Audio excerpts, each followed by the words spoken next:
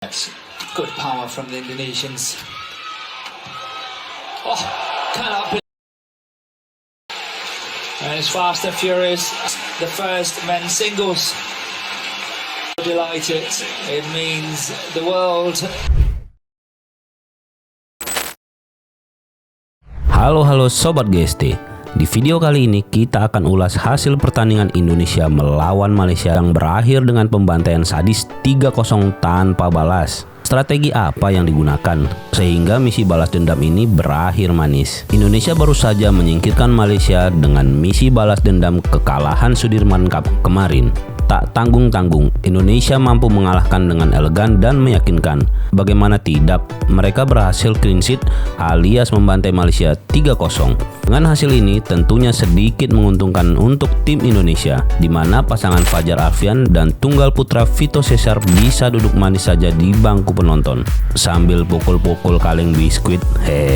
Kita ulas jalannya pertandingan ini seperti biasa. Di pertandingan pertama, saat Anthony Ginting dipertemukan kembali dengan Lee Zizia, strategi Ginting berubah drastis dibandingkan saat kalah oleh Lee Zizia di Piala Sudirman kemarin.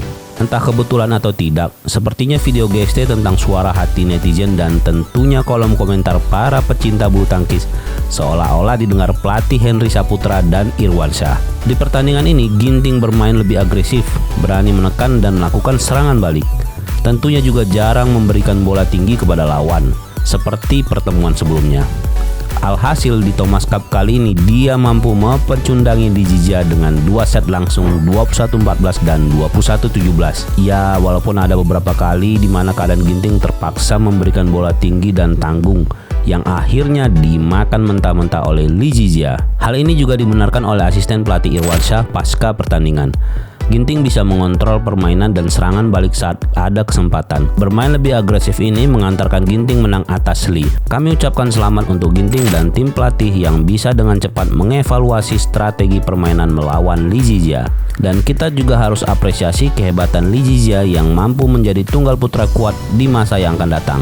Semoga Ginting kalau ketemu sama pemain tinggi lagi jangan diangkat-angkat ya Ting bolanya. Oke, di pertandingan kedua, revanche manis juga terjadi. Tak disangka tim Indonesia tetap menurunkan Marcus Kevin untuk menghadapi Aaron Chia dan Soh Woi yang notabene telah mengalahkan mereka 2 kali berturut-turut di Olimpiade dan di Piala Sudirman. Tentunya banyak pertimbangan dari pelatih Harry Ipe sang naga api.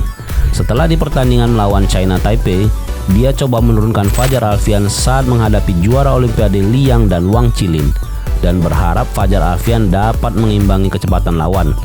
Namun ternyata Fajar Alfian masih belum bisa memberikan poin untuk Indonesia. Walaupun memang pertandingan cukup ketat ya. Hanya saja pada saat pertandingan kelihatannya Rian sedikit gugup ya guys. Lalu juga di pertandingan berikutnya pelatih Henry Ipe coba meracik formasi baru yang termasuk nekat dengan memasangkan Muhammad Ahsan dengan Daniel Martin. Alhasil mereka juga kalah saat menghadapi Lu Qingyao dan Yang Pohan. Namun harus kita apresiasi keberanian coach naga api dalam melakukan perbaikan. Tentunya kekalahan Fajar Rian terhadap juara Olimpiade akan menjadikan jam terbang yang sangat berharga di kemudian hari. Dan juga untuk Daniel Martin bisa menimba ilmu dari seniornya Muhammad Ahsan. Kalau kalian lihat kemarin pertandingan Daniel bersama Ahsan, sangat seru guys. Penontonnya juga oke-oke. Ada si anak kecil yang teriak dari awal sampai akhir, smash Daniel Martin yang memukau penonton.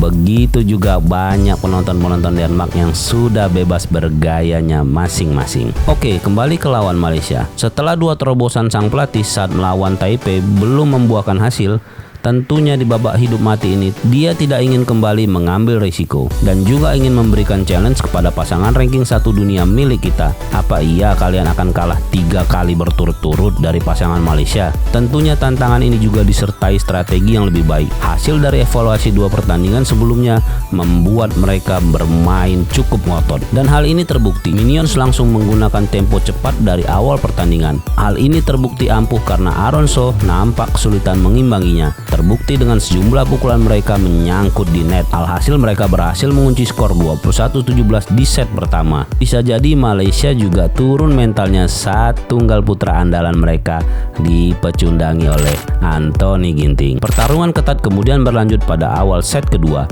Permainan Minions mulai menurunkan tempo dan rally panjang yang tersaji nampak Marcus Kevin justru dibuat kesulitan meladeni permainan Aronso. Ganda putra berperingkat nomor 1 dunia itu pun pada akhirnya takluk pada skor 16-21. Memasuki set penentuan, Marcus Kevin tampil agresif dengan melepaskan smash-smash keras. Kendati begitu, Aronso punya pertahanan kuat yang justru membuat The Minions kelelahan. Aronso malah pada akhirnya mendapat poin dengan drop shot yang membuat Marcus Gideon mati langkah. Dan hal ini tidak hanya terjadi satu kali, beberapa kali juga terlihat Marcus Gideon melakukan kesalahan-kesalahan yang menyebabkan poin untuk tim Malaysia.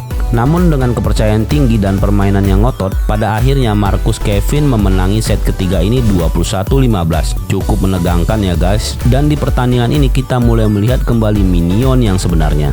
Namun yang menjadi catatan, stamina dan kecepatan mereka tidak sebagus saat masa kemasan mereka yang dulu. Terlihat juga pukulan-pukulan smash mereka selalu dapat diantisipasi lawan, bahkan diserang balik. Ya wajar saja saat ini usia Marcus Gideon sudah 30 tahun lebih dan Kevin juga sudah menginjak 26 tahun. Wah, nggak terasa ya. Dan di pertandingan ketiga, Jonathan Christie berhadapan dengan Cheong peringkat 82 dunia yang seharusnya jauh di bawah Jonathan Christie yang ada di ranking 7 dunia. Namun sangat disayangkan, di pertandingan ini Jojo bermain buruk sekali dan hampir 60% poin yang didapat lawannya adalah kesalahan yang dibuatnya sendiri. Dengan tempo permainan lambat dan sering error, Jojo harus kalah di set pertama dengan skor 14-21. Lalu di set kedua, Jojo berhasil membalikkan keadaan dengan mengakhiri dengan skor 21-19 yang memaksa pertandingan dilakukan rubber set untuk mengalahkan ranking 82 dunia ini. Dan akhirnya Jojo menutup game dan memastikan Indonesia lolos ke babak semifinal dengan skor 21-16 dan akan berhadapan dengan Denmark yang berhasil mengalahkan India. Wow, lawannya tuan rumah guys. Jujur saja melihat sepak terjang Jojo di pertandingan ini sangat meragukan dia akan bisa mengalahkan Antonsen dari Denmark yang akan turun sebagai tunggal putra kedua setelah Victor Axelsen. Ya, walaupun pada akhirnya Jojo membuktikan kelasnya guys. Melihat permainan Jojo yang sering membuat kesalahan sendiri, tentunya hal ini harus segera diperbaiki di pertandingan ke depan. Namun kita juga harus apresiasi Jojo dan juga seluruh tim Indonesia yang sudah berjuang membawa nama harum Indonesia. Kita berharap tahun ini Indonesia mampu membawa pulang Piala Thomas yang telah lama merantau di negeri orang. Tak lupa juga untuk supporter Indonesia yang hadir di Aarhus Denmark yang menyihir Stadion Ceres Arena seakan menjadi aura Istora Senayan, dan juga penonton-penonton yang setia mendukung lewat layar kaca atau lewat media sosial seperti saya ini. Terima kasih juga buat pelatih-pelatih Indonesia yang luar biasa meracik tim dan strateginya. Sungguh keren. Kita doakan untuk tim Piala Thomas dan bulu tangkis Indonesia agar bisa berjaya dan disegani oleh lawan-lawannya. Kami tim GST harus pamit dan jangan lupa tetap olahraga dan juga subscribe dan like channel ini ya guys. Terima kasih sudah menyaksikan video ini dari awal hingga akhir. Kalau ada salah-salah kata, Mimin mohon maaf ya guys. Silahkan berikan kolom komentar kalian untuk bisa mendukung tim kita dan memberikan masukan-masukan buat tim Indonesia di Piala Thomas 2021 ini. Sampai ketemu lagi. Thank you.